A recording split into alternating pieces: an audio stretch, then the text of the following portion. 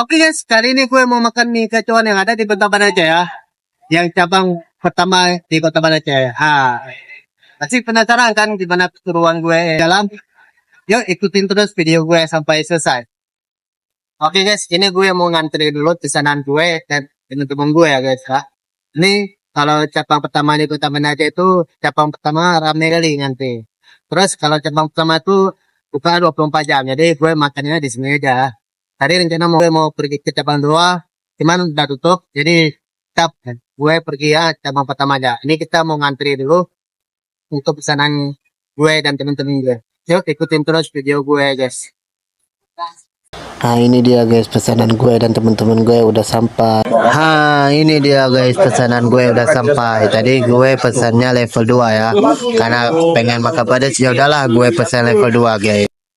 Ini pesanan kawan gue ya guys. Dia memang suka hobi makan pedas ya udahlah dia pesan level 8. Di gacuan ini memang the best kali guys. Memang mantap kali memang gacuan ini guys.